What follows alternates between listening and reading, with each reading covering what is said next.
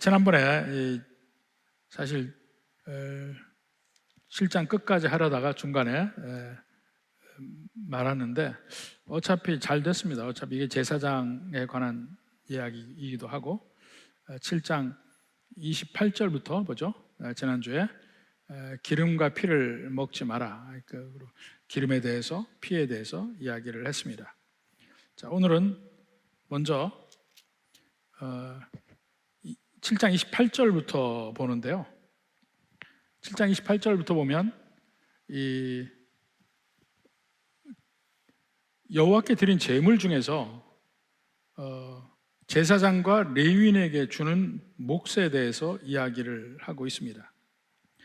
여기 얘기하고 그 다음에 8장은 이제 위임식, 제사장의 위임식에 관한 이야기입니다.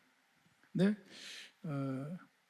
먼저 일반적으로 그 제사장 직분에 대해서 우리가 함께 먼저 보고 함께 넘어가야 되겠습니다. 사실 제사장은 하나님과 인간 사이에 중간에 서 있는 존재입니다. 중간에 서 있는 존재. 그것을 영어적 표현으로는 참 적절한 표현이 있습니다. 미디에이터라고 하는데 그 미디에이터란 말이 여러모로 적절한데 우리 말로는 좀 정확한 표현들이 그렇게 있지 않아요. 그러니까 조종자라든가 그 영어로 arbitrator라는 말이 있는데 서로 양측 간에 의견이 맞지 않는 두 당사자가 있을 때 중간에 서서 서로 양쪽에 다리를 놓고 의견을 조율하고 화합하게 하고 그래서 같이 화합하는 결론을 도출하게 만드는 사람을 그 아비트레이터라고도 하고 미디에이터라고도 합니다. 그럴 때는 우리말로 조종자라든가 중재자라든가 이 말이 맞는데 사실 이 제사장의 직분이 이런 중재자는 아니거든요. 가운데 서서 양쪽의 의견을 듣고 서로 맞추는 그런 얘기가 아닙니다. 의견을 모아서 일치시키는 면인데 이 제사장은 하나님과 인간 사이의 미디에이터, 이 중간자인 것은 맞아요. 그러나 의견을 서로 맞추는 존재는 아닙니다. 사회법에서는 이 중간에 쓴 사람이 미디에이터 또는 아비트레이터라는 그 존재가 조정자 역할을 해요. 양쪽 의견을 듣고 그 중간에 양쪽이 다는 만족하지 못해도 그래도 받아들일 수 있는 어떤 제3의 안을, 합의안을 도출하는 사람인데 보통 사회에서는 서로 자기 권리를 주장하거든. 만약에 저쪽 주장대로 하면 난 이렇게 손해본다, 아니다 반대편에는 그쪽대로 하면 우리는 이렇게 손해본다 하고 얘기를 하면서 그거 의견을 그러면 어떻게 합의점을 찾을 것인가 이런 걸 생각하는 거예요. 근데 하나님과 인간 사이에 그 중간자로서 제사장은 어떤 역할이냐? 사실 하나님과 인간의 관계는 사실은 일방적 관계입니다. 어느 면에서 일방적이냐면 인간이 가해자고 하나님이 피해자예요. 일방적으로 양쪽이 다 어떻게 조정을 해보자 그런 의미가 아닙니다.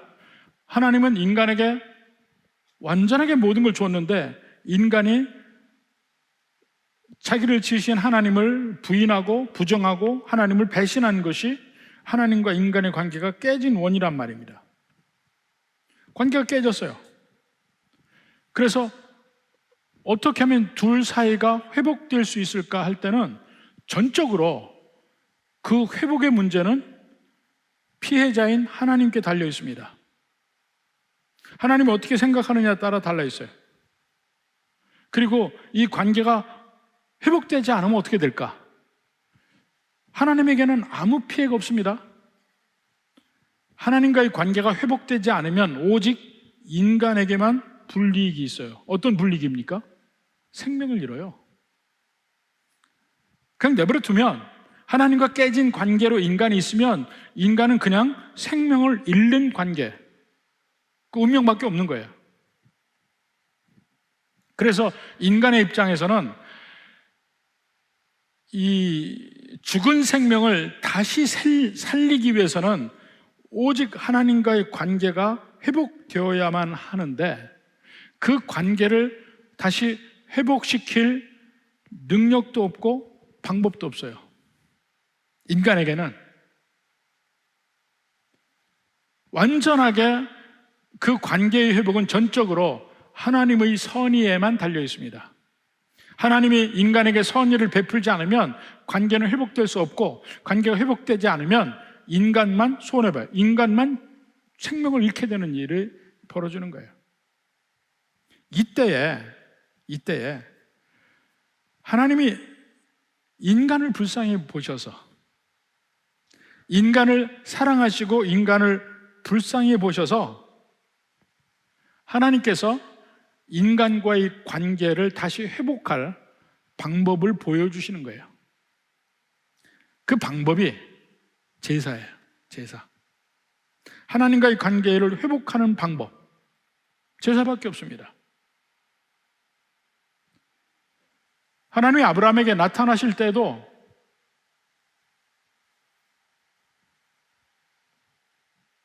아브라함과 언약을 맺는 광경을 보면 언약에서 유일하게 맹세하는 건 하나님이에요. 하나님이 내가 너에게 복 주겠다 일방적으로 약속하시는 내용이에요. 실제 그들을 복을 주시기 위해서 애굽에서 구해내셨는데 그들과의 관계 회복은 아직 안 된 상태예요. 그 관계의 회복을 위해서, 그리고 지속적인 관계를 유지하기 위해서 죄인인 인간을 하나님과 어떻게 관계를 맺게 할 것인가, 그 관계를 다시 맺는 수단이 제사예요. 그래서 이스라엘 백성에게 정말 제사는 대단히 중요한 의미를 가집니다. 하나님과의 관계를 회복하고 그 하나님과의 관계가 회복되어야만 그들에게 소망이 생겨요. 그들에게 생명이 있고 그들이 정말 샬롬의 삶, 아무 그게 없이 복된 삶을 살 수 있는 길이 거기밖에 없습니다. 근데 하나님이 그들에게 제사에 대한 방법을 주시는데, 먼저 레위기에서 보면 레위기 1장 1절부터 6장 7절까지는 5가지 제사에 대해서 소개를 해줍니다. 너희가 내게 드려야 될 제사는 이렇게 5가지가 있다 얘기를 합니다. 번제부터 얘기해요. 번제, 소제, 화목제, 그 다음에 속죄제, 속건제, 이 순서대로 얘기해요. 그리고 나서 6장 8절부터 오늘 7장 마지막 절까지는 그 제사를 어떻게 드릴 것인가 하는 방법을 설명해요. 그 방법을. 그리고 제일 마지막에 우리가 보다 마른 데가 마지막 주의할 점, 기름을 먹지 마라, 피를 먹지 마라, 제사장의 몫은 이것이다, 여기로 끝나요. 그렇게 해서 이 5가지 제사가 이런 것이고 드리는 방법은 이것이다, 2번 얘기했죠. 그리고 8장에 가서는 이제 제사장을 세우는 일을 합니다. 제사장을 세우는 일을, 제사장의 임직식을 해요. 8장 전체가. 그 8장 전체에서 제사장 임직식을 한 다음에 9장에 가서는 제사법 다 가르쳐 줬죠. 이렇게 해라. 이제 그렇게 할 수 있어요. 제사를 실제 수행하는 제사장은 이러이러한 사람들이고 그 제사장의 임직을 하나님의 방법대로 해요. 사실은 제사장 임직을 이렇게 한다는 것은 이미 출애굽기 29장에 나와. 출애굽기 29장에서 제사장은 어떻게 세우라는데 그 그대로 레위기 9장에서 세웁니다. 이 8장에서 세워요. 그 다음에 이제 9장에서는 그 하나님이 인정한 방법으로 세워진 제사장이 하나님의 방법대로 번제, 소제, 이 5가지 제사를 다 드립니다. 마지막 제사를 드리고 나서 제일 마지막에 무슨 일이 벌어지냐면 9장 22절부터 봅시다. 자, 9장 22절. 아론이 백성을 향하여 손을 들어 축복함으로 속죄제와 번제와 화목제를 마치고 내려오니라. 마지막에 마쳤다는 얘기가 나오죠. 네. 속죄제와 번제와 화목제를 마치고 내려오니라. 네. 그 다음에 모세와 아론이 회막에 들어갔다가 나와서, 회막에는 성막이에요. 들어갔다 나와서 하나님을 만났다는 얘기죠. 나와서 백성에게 축복하며. 언제나 제사장이 이스라엘 백성들을 대표해서 회막에 들어가서 이 제사의 가장 꽃을 하나님께 드리는 거예요. 향단에 불을 켜고 진설병상, 그리고 그 정금 든 데 불을 켜고 이것을 하는 회막에 들어갔다가 나와서 이제는 들어갈 때는 이스라엘 백성들의 대표로 들어갔다가 또 제사 드리는 사람의 대표로 제사장이 들어갔다가 나올 때는 하나님을 대신해서 나오는 거예요. 그래서 하나님을 대신해서 나오면서 뭘 하냐면 축복을 해. 자, 나와서 백성에게 축복하며.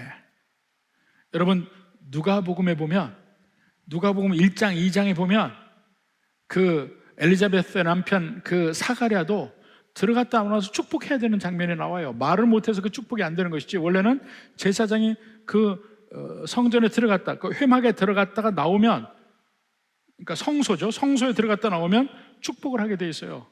그러니까 이 모든 제사의 마지막 끝은 제사장의 축복으로 끝납니다. 그게 우리 예배의 마지막 축도예요. 그 전통을 이어받아 나오는 것이 모든 예배가 끝나고 제일 마지막에 축도로 끝나요. 근데 그 축도는 모든 예배의 마지막 꽃인 거야. 제사 드리는 사람이 그 당시에 제사 드렸어요. 이제 제사장이 성소에 들어갔어요. 중간에 집에 가면 어떻게 됩니까? 그 제사는 하나만아야. 그러니까 반드시 그 축도까지 있어야 그 전체 제사가 온전히 드려진 것이고, 그 마지막 축도에서 복을 받고 가는 거예요. 하나님을 만나서 그 만난 복을 받고 가는 거예요. 여기도 이렇게 나오잖아요. 백성 축복하며. 근데 그때 이것이 이스라엘 백성들이, 지금 이 부분이, 자, 출애굽기 20장에 10계명을 주면서부터 쭉 모든 게 나왔잖아요. 지금 그 레위기가 있는 이게 지금 어디입니까? 장소가 어디예요? 레위기의 이 모든 말씀, 이 모든 일이 벌어지는 장소가 시내산이에요. 아직 시내산에 있어요. 민수기에 가야 이제 시내산에서 떠나는 장면이 나오는 거야. 2년 동안 있다가. 그러니까 지금 시내산에서 하나님의 말씀 받았죠. 10계명 받았죠. 말씀 받았죠. 지키게 한다고 언약식을 했죠. 그렇지만 제대로 하나님께 제사를 지내본 적이 없어요. 하나님의 말씀대로 성막을 지었습니다. 그리고 그 성막을 아직까지는 회막이라고 얘기해요. 회막. 원래는 성막이 있기 전에도 회막이 있었어요. 그런데 성막을 짓고도 그 성막을 회막이라고 얘기해요. 왜냐하면 텐트 오브 미팅, 그러니까 하나님을 만나는 장소라는 의미로 회막이에요. 하나님이 제사법을 주셨어요. 제사는 이런 것이다, 5가지. 그리고 그건 이렇게 드리는 것이다. 그리고 누가 드리느냐? 제사장이 드리는데 제사장을 이런 식으로 해서 임직을 해라.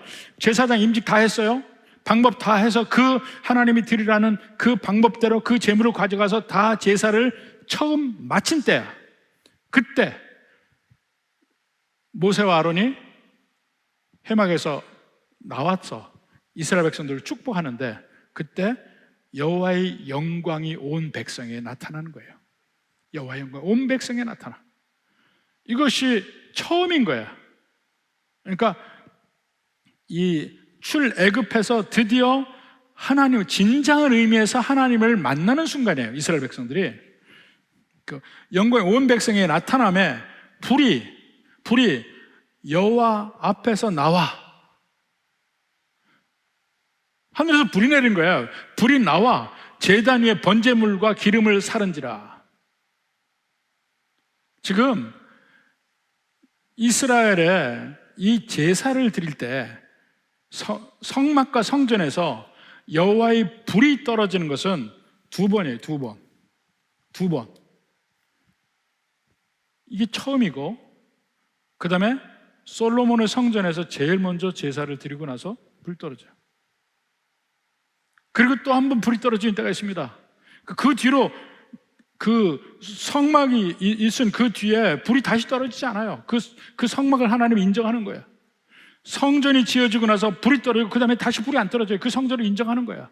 그리고는 언제 불이 떨어지냐면 오순절날 마가의 다락방에서 여호와의 불덩어리가 지나가는 거야.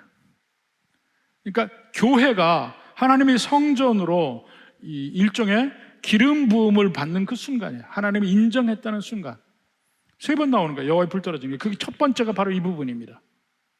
불이 여호와께로 나와서 제단 위에 번제와 기름을 사른지라.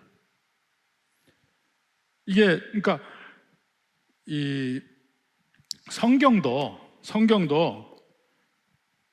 이 글로 돼 있지만요, 이렇게 그냥 평면으로 쭉 읽는 게 아니에요. 성경도 이 매듭이 있습니다. 입체적으로 읽을 줄 알아야 돼. 지금 여기 9장 끝에가 완전히 하나님을 다시 만나는 방법을 출애굽기 20장부터 계속해서 출애굽기 전체에서 그 후반부에는 성막을 어떻게 짓느냐, 어떻게 지었다. 성막만 지었잖아요. 출애굽기 마지막에는 성막만 지었어요. 레위기에서 그 성막에서 제사 드리는 방법을 준 거야. 이게 제사다. 이건 이런 방법으로 드리라. 그리고 누가 드리냐? 제사장이 드려야 되는데 그 아론과 그 자손들, 그게 제사장이 되고, 그들 제사장이 되는 방법도 지금 8장에 쭉 나오는 거야. 그들을 어떻게 임직식을 해는, 그들 임직식까지 끝내놓고 그 다음에 진짜 하나님이 인정한 제사장이 하나님이 주신 방법대로 그들이 제사를 처음 다 드리는 거야. 속죄제 먼저 드리고, 속건제 같이 가죠. 번제 드리고, 소제도 같이 가죠. 화목제 드리고. 그러니까 속죄제와 번제와 화목제를 마치고, 22절 그러는 다 제사 마치고 모세와 아론이 회막에 들어가서 나와서 축복할 때 여호와의 영광이 임하고 불이 떨어지는 거예요. 이게 그러니까 출애굽이 바로 하나님을 만난다는 측면에서는 여기서 매듭이 지어지는 거예요. 굉장히 중요한 매듭이야. 9장 마지막 불이에요.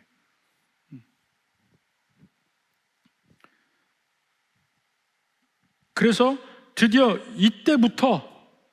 이때부터 공식적으로 모든 이스라엘 백성들이 하나님 앞에 나와서 제사 드릴 수 있는 방법이 생긴 거야.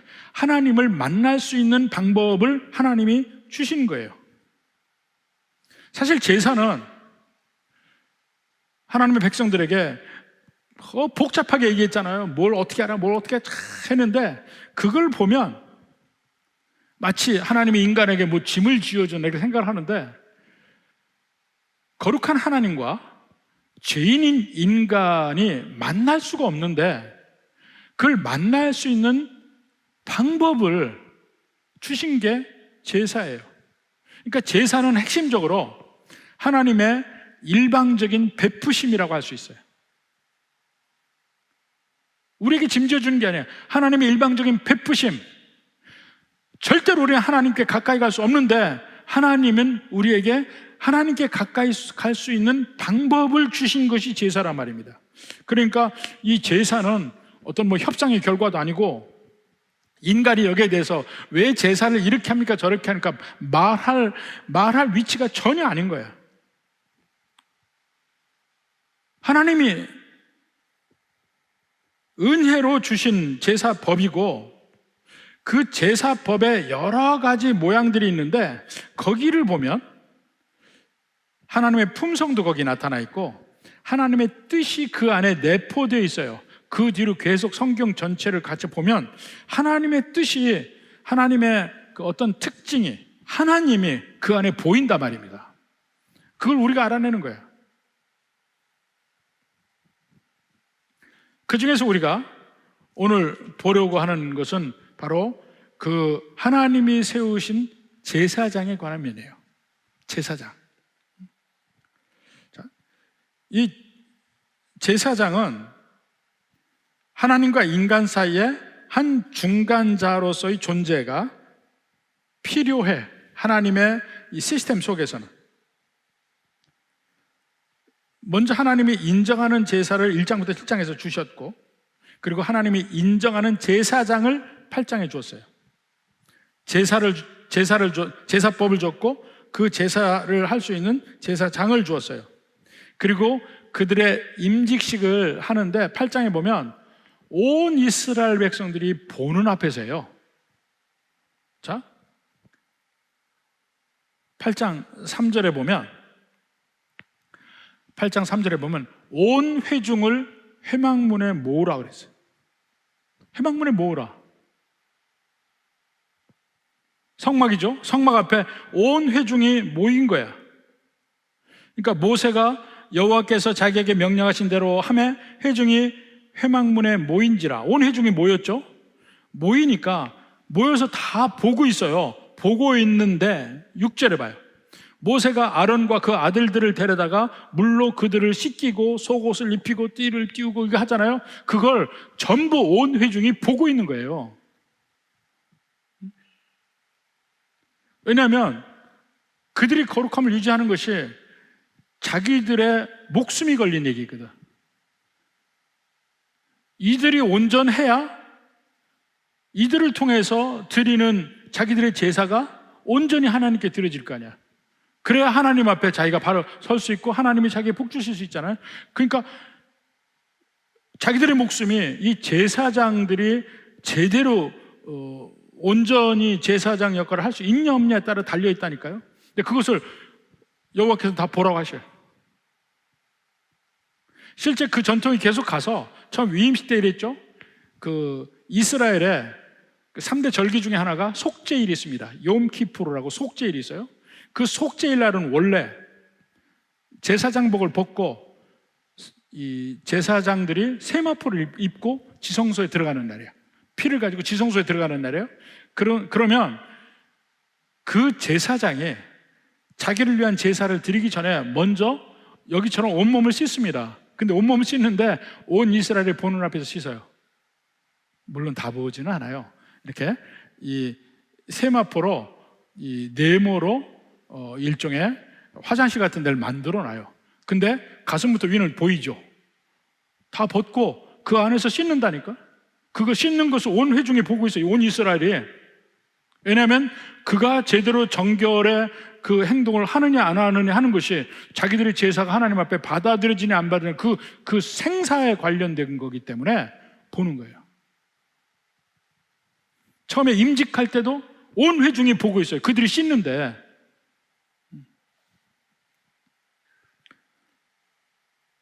그렇게 해서 제사장이 세워지거든요.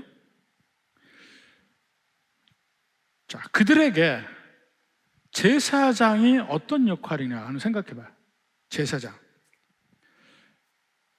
자, 이제 로마서 8장에, 레위기 8장에 이 제사장의 임직이 나오는데, 이 구체적인 임직이 보기 전에 일반적인 계과를 한번 봅니다. 제사장은 하나님과 인간 사이의 중간에 존재하는 중간자예요. 미디에이터예요. 그러면 제사장은 중간에 있으면서 한편으로는 이스라엘을 대표해서 하나님 앞에 서기도 하고, 다른 한편으로는 하나님을 대신해서 이스라엘 앞에 서기도 해요. 두 가지 측면이 있습니다. 중간에 있으면서. 제일 먼저 이스라엘 앞에서 하나님을 대표하는 측면을 보면, 자, 하나님이 제사장을 인정하시고 제사장은 이스라엘 앞에 서는 거예요. 근데 그 제사장의 역할이 뭐냐면, 이 가나안 땅 전체 12지파의 모든 이 땅을 나눠줬습니다. 근데 레위인에게는 땅을 주지 않았어요. 그 대신 레위인은 각 지파들이 있는 성읍에서 거의 한 지파에 한 4개 성읍 정도를 취합니다. 하나님이 정한 48개의 성읍이 있어요. 그들은 한 곳에 모여 살지는 않지만 이스라엘 전체에 흩어져서 모든 부족이 있는 곳마다 그들의 presence, 그들의 그 존재감을 보여주고 있어요. 그들의 존재감을 어디를 가도 레위인을 볼 수 있어요. 48개 성읍에서 사니까. 그들이 48개 성읍에 살면서 뭘 하냐면 이스라엘 백성들에게 하나님의 말씀을 가르쳤습니다. 거룩함이 무엇인지를 가르치고 이스라엘 백성들이 볼 때 일종의 하나님의 친위대야. 하나님의 손, 하나님의 발, 하나님의 대표예요. 이스라엘 백성 중에. 그러니까 이스라엘 백성들이 제사장과 레위인을 볼 때마다 하나님을 생각하게 돼 있어요. 하나님을. 그러니까 그들에게 성경을 가르치고 그 하나님의 말씀을 가르친단 말입니다. 그럴 때, 그리고 그들은 다른 이스라엘 백성들처럼 밭 갈고 목동하고 이러는 인생이 아니잖아요. 아무 일도 안 하잖아요. 오직 하나님의 성전의 일만 하잖아요. 그러면서 그들이 풍족하게 살아. 그 자체가 뭐냐면 하나님이 일방적으로 베풀어 주신다는 면을 그 제사장과 레위인의 면을 통해서 보게 됩니다. 그리고 그 48개 성읍에 사는 레위인들의 삶은 이스라엘 백성들의 영적 온도계 역할을 해요. 영적 온도계야. 이스라엘 백성들이 마음에서 하나님을 떠날 때 어떻게 될까요? 마음에서 하나님을 떠나면 제사도 잘 드리지 않을 것이고 하나님의 대표인 제사장과 레위인들을 무시하겠지. 제사장과 레위인의 삶이 핍절하게 되고 괴롭게 됩니다. 그것이 느헤미야서에 보면 나와요. 아무리 성전이 있다 하더라도 성전을 업신여길 때 성전이 가난해지거든. 그럼 레위인과 제사장들이 먹고 살 게 없어요. 다 자기 일을 해야 돼. 무슨 일이 벌어집니까? 모든 이스라엘의 영적 상태가 땅에 떨어진 것을 레위인의 삶을 보면 알 수 있는 거예요. 다시 이스라엘 백성들의 하나님을 향한 신앙이 회복이 되고 그 신앙심이 두터워지고 이렇게 되면 어떻게 됩니까? 레위인의 삶이 풍족해지기 시작해. 왜냐하면 성전이 든든히 서게 되고 제사가 많아지니까 당연히 레위인들의 수입이 많아지고 그들이 풍족하게 살아요. 그러니까 그들이 아무 생각 없이 온전히 마음을 다해서 성전에만 집중해서 하나님 일을 할 수 있는 거예요. 그게 구약시대 제사장들이 하나님의 대표자로, 하나님의 일종의 엠베서더로, 대사로 이 이스라엘 백성 사이에 살고 있을 때의 상태예요. 또 다른 면에서 하나님 앞에서 이스라엘을 대표합니다. 제사 때 바로 그 일을 하는 거예요. 모든 이스라엘 백성들이 하나님 앞에 제사를 드릴 때 제사장이 필요해. 제사장이 없으면 하나님께 제사를 드릴 수가 없어요. 왜냐하면 그건 오직 제사장에게만 주신 일이기 때문에. 제사 중에 일부 예배자가 참여할 수는 있죠. 그 제물을 잡을 때가 있고 하잖아요. 참여할 수는 있지만 궁극적으로 번제단에 제물을 놓고 성소에 들어가서 그 향불을 피우고 하는 모든 일은 제사장밖에 못해. 그러니까 제사장이 없으면 그들은 하나님에 나아갈 길이 없는 거예요. 그러니까 하나님 앞에 나아갈 수 있는 유일한 길이 제사장을 통해서만 하나님을 만날 수 있고 하나님께 드릴 수도 있고 하나님의 복을 받을 수도 있어요. 그러니까 제사 지난 뒤에 제사장이 나와서 축복할 때를 기다리고 있죠. 그게 하나님의 축복을 받을 때니까. 그리고 제사장이 하나 중요한 일을 하는데, 제사장, 특히 대제사장이 그 삶이 이 대속적 죽음의 삶이 있습니다. 대속적 죽음의 삶, 대신 죽는 삶이 있단 말입니다. 예를 들어서 도피성이 있잖아요. 도피성. 그 이스라엘의 그 48개 성 중에 도피성이 있는데, 그 도피성이 부지 중에 다른 사람을 죽였다가 피해서 갈 수 있는 곳이 도피성이에요.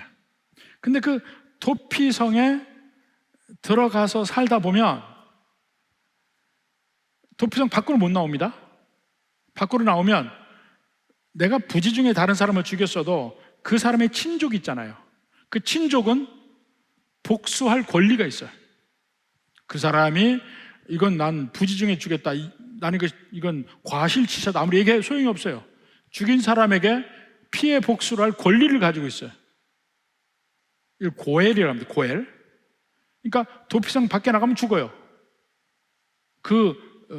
피해 복수자 고엘이 죽여도 그는 죄가 아니야. 그러니까 나갈 수가 없어. 거기서 살아야 돼. 근데 거기서 자유롭게 나올 수 있는 때가 있습니다. 언제 나오냐면 대제사장이 죽을 때. 대제사장이 죽으면 거기서 벗어나 모든 면에서 자유로워져. 마치 자기의 생명의 값을 대신 치러지는 것과 똑같아요. 그때는 나가면 옛날에 피해 보수자 그 고엘이 죽이면 안 돼. 그건 살인이야. 그때부터는. 바로 그 시스템에서 보면 대제사장의 죽음이 대속적인 것, 대신 죽는 그 생명의 값을 치르는 면을 보여주는 겁니다. 자, 민수기 35장 25절부터 봅시다. 민수기 35장 25절. 피를 보복하는 자의 손에서 살인자를 건져내어 그가 피하였던 도피성으로 돌려보낼 것이요. 이게 뭐냐면, 부지 중에 사람을 죽였으면 도피성으로 도망가잖아요. 그 도망갔을 때 자기 원래 고향에 가서 재판부터 받아야 돼. 재판 받아서 이건 일부러 살인한 거다. 그러니까 이 전문 용어로 프리메디테이션이 있었다. 프리메디테이션은 것이 미리 내가 저놈을 죽일 거야 하고 계획하고 죽인 거. 그런 사람은 재판에서 도피성 피했거나 말거나 관계없이 죽어야 돼. 근데 이 사람은 우발적으로 실수다, 이게 되면 다시 도피성으로 가요. 그 얘기입니다. 도피성으로 돌려보낼 것이요, 그는 거룩한 기름 부음을 받은 대제사장이 죽기까지 거기 거주할 것입니다. 죽기까지. 죽으면 나와도 돼, 아니면 못 나와. 자, 26절부터 봅시다.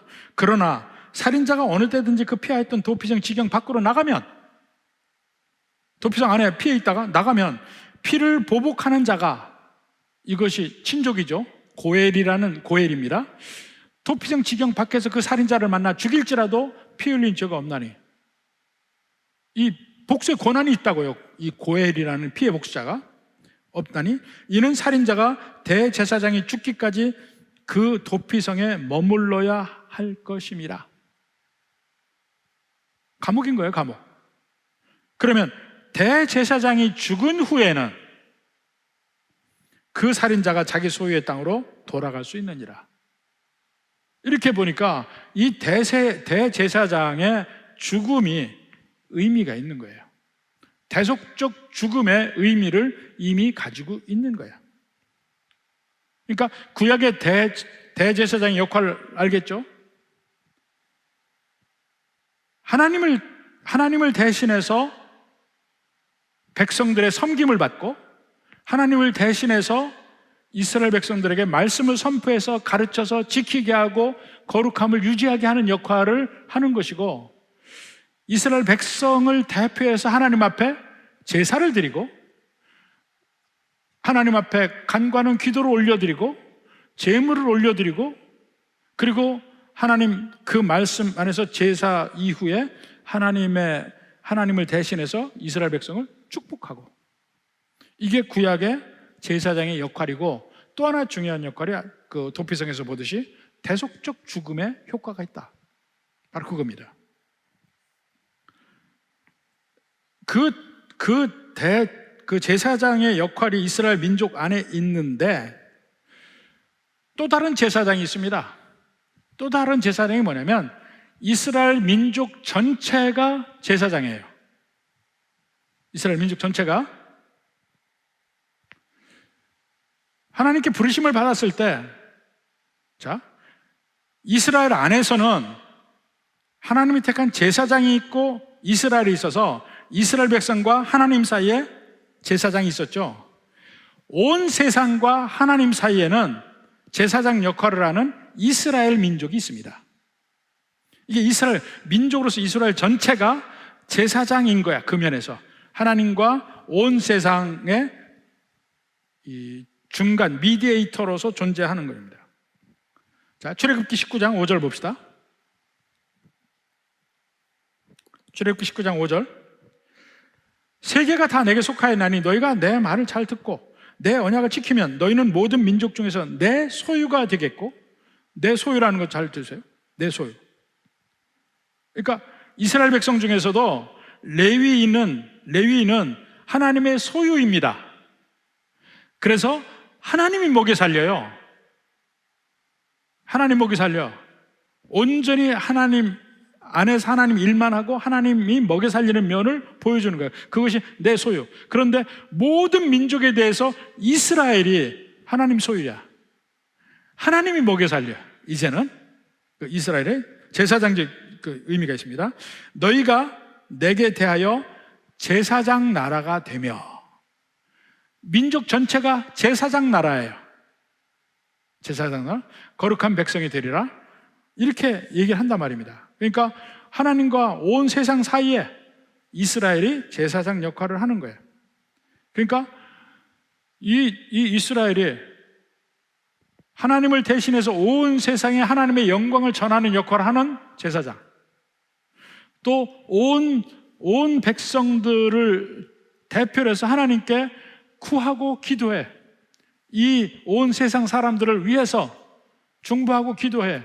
그게 제사장의 나라의 역할이에요. 쌍방 돌아가는 중간에 있죠. 자, 그러니까 구약에 제사장은 이중적인 거예요. 온 세상에 대해서 이스라엘이 제사장 나라이고, 이스라엘 백성과 하나님 사이에는 직분으로서 제사장 직분이 있는 거예요. 그리고 그 제사장 직분으로서 하는 일이 하나님을 대변하는 일, 백성을 대변하는 일, 두 가지 측면에서 볼 수 있다는 얘기입니다. 자, 그렇다면 신약적인 의미에서 그 제사장은 신약적으로 어떤 의미를 가지냐면, 신약의 교회가 이스라엘과 같은 역할을 해요. 온 세상에 대해서 교회는 제사장 역할을 해. 그걸 베드로가 그대로 얘기하는 겁니다. 베드로전서 2장 5절 봅시다. 너희도 산돌같이 신령한 집에 세워지고 예수 그리스도 말미암아 하나님이 기쁘게 받을 신령한 제사를 드릴 거룩한 제사장이 될지니라. 거룩한 제사장이 개인이 아니에요. 너희 교회입니다. 교회가 산돌, 교회가 신령한 집, 교회가 신령한 제사를 드려요. 교회가 거룩한 하나님의 제사장이에요. 온 세상에 하나님의 영광을 드러내는 역할을 교회가 하고, 그 온 세상을 대표해서 하나님 앞에 구하고 기도합니다. 그들의 구원을 위해서, 그들의 영혼을 위해서. 이것이 제사장의 역할, 구약의 이스라엘 백성들이 하던 제사장의 나라의 역할을 신약의 교회가 그 일을 하는 거예요. 그리고 신약에서는 구약의 대제사장과 바로 연결되는 게 예수님이에요. 예수님이 진정한 의미의 대제사장이라는 것이죠. 자, 그 면이 히브리서에서 끊임없이 계속해서 많이 나오는 겁니다. 자, 히브리서 6장 20절 봅시다. 그리로 앞서가신 예수께서 멜기세덱 반차를 따라 영원히 대제사장이 되어 우리를 위하여 들어가셨느니라. 대제사장이 되셨는데 예수님이 대제사장이 되신 이유가 뭡니까? 구약에서는 오직 대제사장을 통해서만 하나님을 통할 수 있었어요. 신약에서는 오직 예수님을 통해서만 하나님을 만날 수 있어요. 오직 예수님이 길이요 진리요, 예수님만이 유일한 길인 거야. 그런 면에서 대제사장이야. 그리고 그 히브리서 7장 8장에 계속해서 구약의 대제사장보다 예수님이 훨씬 더란 말도 안 돼. 구약의 제사장 제도는 불완전한 제도인데 신약의 예수님이 대제사장이신 것은 완벽한 것이다, 이것을 얘기합니다.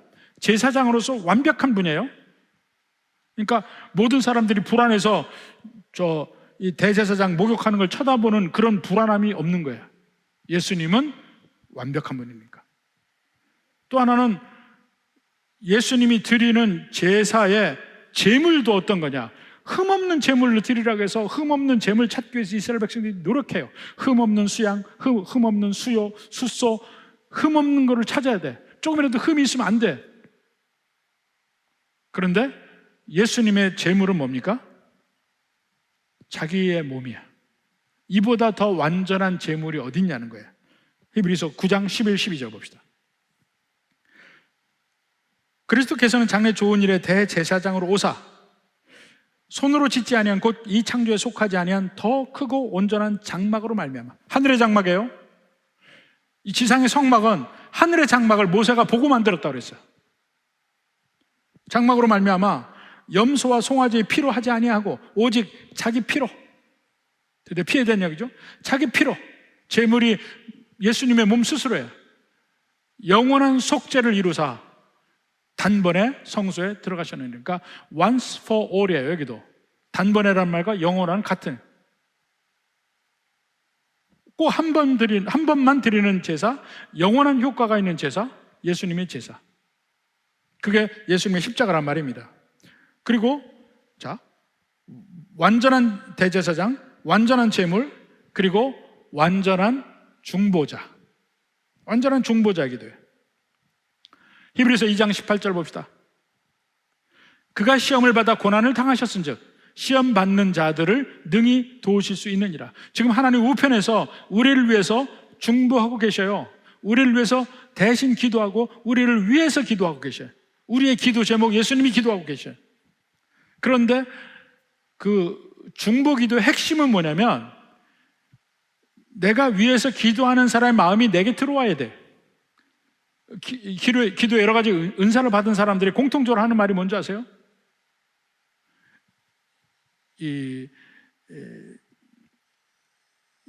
치유의 은사를 받은 사람들도 하는 얘기가 뭐냐면 내가 그 아픈 사람을 위해서 기도하면 그 사람의 아픈 데가 자기도 아프대.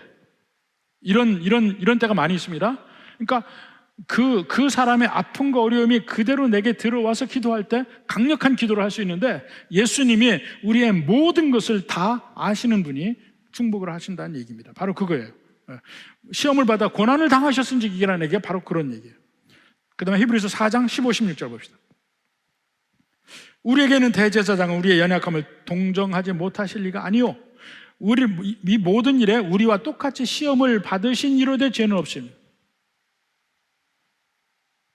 우리가 당한 거 예수님 다 당하시고 그보다 더 당한 거 다 당하셨어요.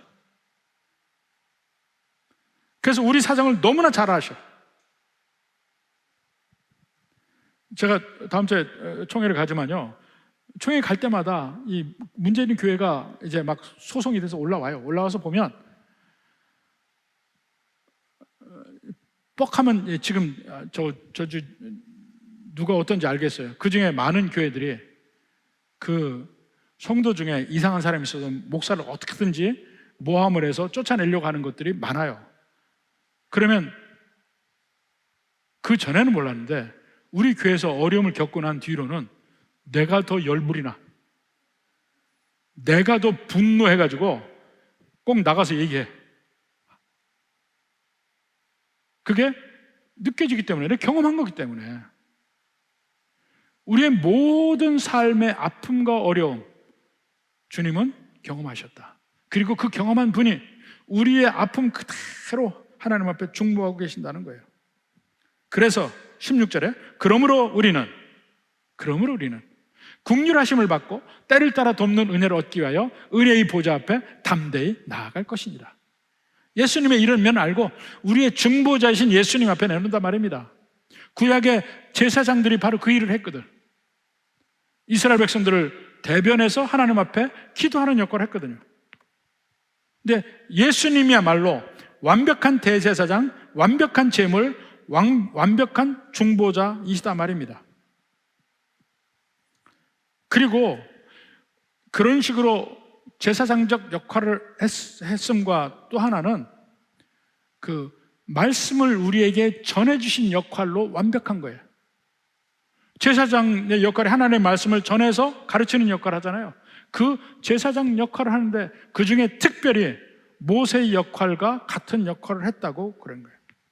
자, 히브리서 3장 1절부터 봅시다.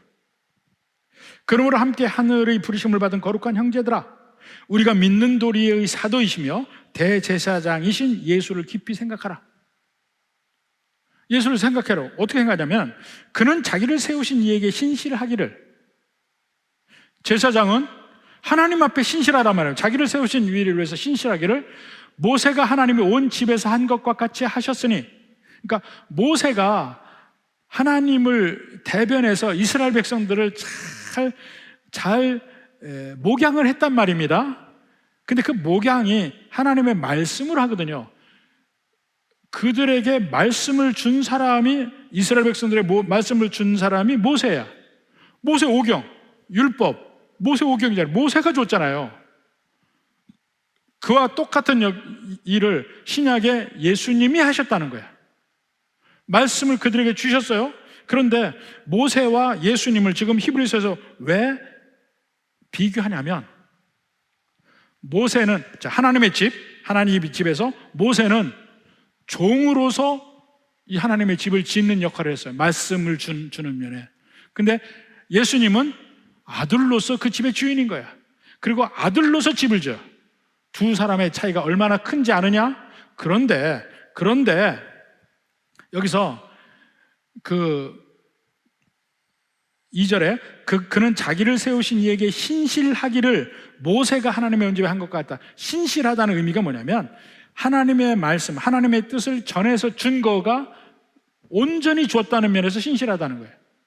모세도 온전히 줬어요. 그 가장 대표가 모세오경 그리고 신명기야.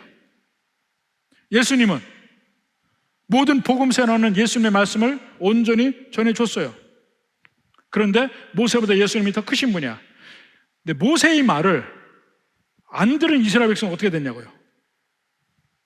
내 하나님 여호와께 너희 가운데 내 형제 중에서 너를 위하여 나와 같은 선지자 하나를 일으키시리니, 나와 같은, 지금 모세가 하는 말이에요. 모세가 나와 같은 선지자 하나를 일으키시리니 너희는 그의 말을 들을지어다 그랬어요. 이스라엘 백성들은 모세의 말을 안 들었어요. 그래서 광야 40년 동안 그들은 거기서 다 죽었어요. 그리고 마지막에 새롭게 된 이스라엘 백성들에게 모세가 한 말이 신명기야. 듀트로노미, 신명기가 듀트로노미인데 그 듀트로라는 게 두 번째라는 얘기예요. 듀트로노미, 노모스, 새로운 율법이라는 얘기예요. 두 번째 율법, 새로운 율법. 그게 신명기의 영어 성경입니다. 듀트로노미. 다 이스라엘 백성들이 광야에서 죽고 새로운 세대가 가나안 땅에 들어가기 직전에 모압 평지에서 이스라엘 백성들에게 3번에 걸쳐서 설교한 게 신명기예요. 근데 신명기에서 뭐라 하냐면, 너네들 내가 시내산에서 하나님 말씀 받고 전해줬는데 그 말씀대로 안 살고 그들이 광야에서 다 죽었어. 근데 앞으로 나와 같은 선지자 하나가 다시 올 텐데 너희는 그의 말을 들어야 돼. 그 말이에요. 근데 신명기 제일 마지막에 뭐라고 한지 아세요? 그 이후로는 모세와 같은 선지자가 없었더라 그래요. 근데 그 말씀이 신명기 18장 15절이 어디로 연결되냐면 바로 히브리서에 얘기되는 거예요. 예수님이 바로 그 나와 같은 선지자, 그 말을 한 그분이 바로 예수님이라는 거야. 근데 예수님보다 훨씬 못한 모세, 그 하나님 집의 종인 모세가 한 말을 안 들은 사람도 광야에서 다 죽었는데, 아들이 한 말을 안 들으면 어떻게 될 거냐고요. 신명기 핵심입니다. 아들이 한 말을 안 들으면 어떻게 해? 모세가 한 말 안 들은 사람들, 하나님 말씀을 대변해서 했는데 다 그들이 안 듣고 다 죽었는데, 더 높은 예수님이 와서 하신 말씀을 안 들으면 너는 어떡하려고 그래? 그게 히브리서예요. 그래서 바로 그러한 면에서 예수님이 모세보다 승한, 구약의 어떤 대제사장보다 승한 예수님입니다. 자, 그리고 마지막에, 그렇다면 오늘날의 목회자의 역할은 뭘까요? 오늘날 목사의 역할은 뭘까?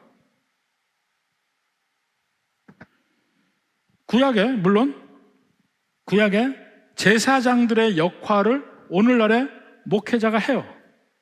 그렇지만 구약의 제사장이 예수님을 예표하는 면이 있어요.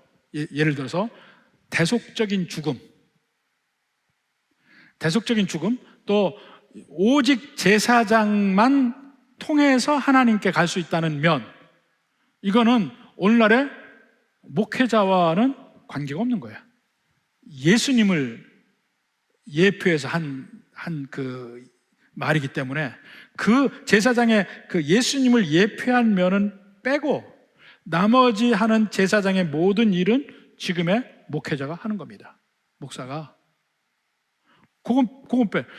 오직 여러분들 만약 오직 내가 기도해야 모든 일이 된다. 그건 이단이야, 이단. 지금은요, 누구든지 무릎 꿇고 앉아 기도하면 거기가 성전이고 거기가 하나님 앞 기도할 수 있는 거예요. 단지 구약의 제사장의 나라인 이스라엘에 대해서 제사장을 세워서 그들에게 말씀을 가르치고 하나님 말씀하게 있게 하고 이런 그 목회적 역할을 하는 제사장의 역할은 오늘날의 목사가 받은 겁니다. 똑같아. 예배를 주관하고 성도들의 복을 빌고 말씀을 가르치고 선포하는 일을 하고 목양을 하고, 이거 다 오늘날 목사가 옛날 제사장 한 역할 그대로 받아 하는 거예요. 그리고 이 목사가 목회 일에 전념하고 다른 일을 하지 않는다, 바로 그런 면도 구약의 제사장이 한 것과 똑같아. 그러니까 그런 면에서는 구약의 제사장의 삶이 성도들의, 이스라엘 백성들의 영적 온도계 역할을 하는 것과 오늘날의 목사의 삶이 성도들의 영적 온도계 역할을 하는 것과 똑같아. 다른 일 안 하고 오직 목양의 일을 하면서 거기서 전적으로 산다는 면이 같다는 거예요.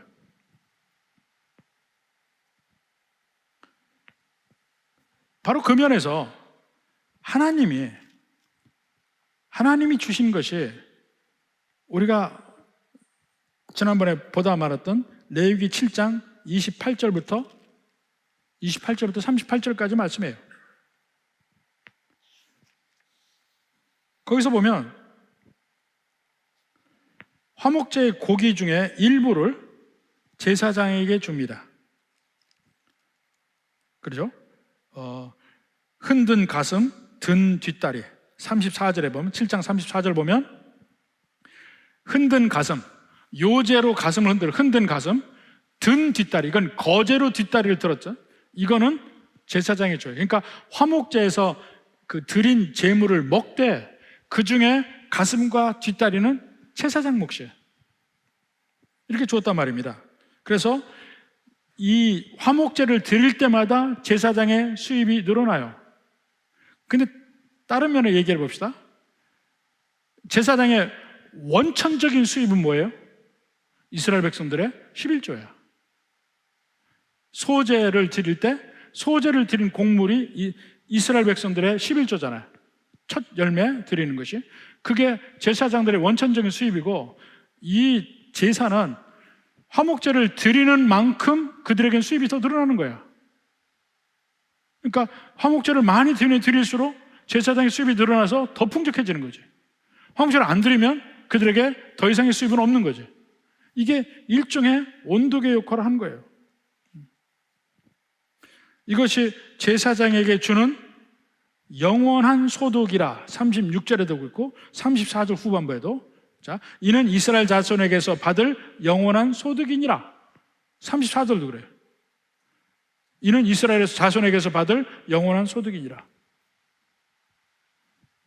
이스라엘 백성들에게 목양을 하는 제사장들에게 소득을 하나님이 준 거야. 그렇지만 이스라엘 백성이 제사장이 준 게 아니죠. 하나님께 드렸을 때 하나님이 제사장에 준 거, 하나님께 드렸을 때 하나님이 목회자에게 주는 거, 그런 거란 말입니다. 그걸 보시고 그럼 구약 아니냐 이렇게 할지 모르지만 신약에서 얘기를 해요. 고린도전서 9장 봅시다. 고린도전서 9장 9절부터 봅시다. 9장 9절에 보면 모세율법에 곡식을 밟았더는 소에게 망을 씌우지 말라 기록하였으니 하나님께서 어찌 소들을 위하여 염려하심이냐?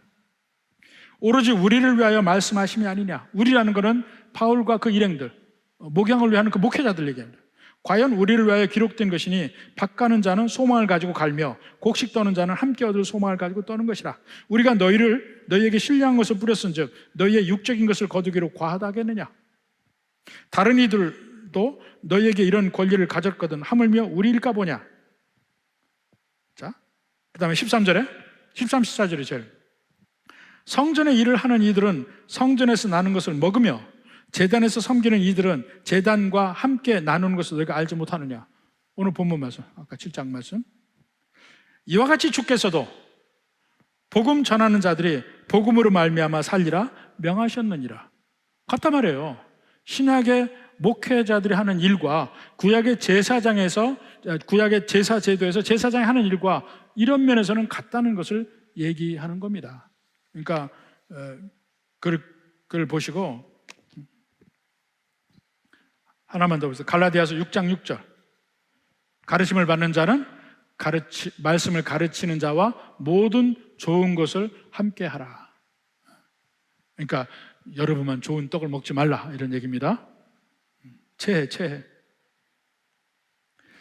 그리고 이것이 온전히 하나님께 드려지는 것이니까 내가 목사인 당신에게 내게 준다 이렇게 생각하지 말라는 거예요. 하나님께 드리는 거예요. 그리고 목회자의 삶은 그냥 성도들의 영적 온도계에 있다 생각하면 돼요. 자, 마지막 한 구절 봅시다. 고린도후서 9장 7절.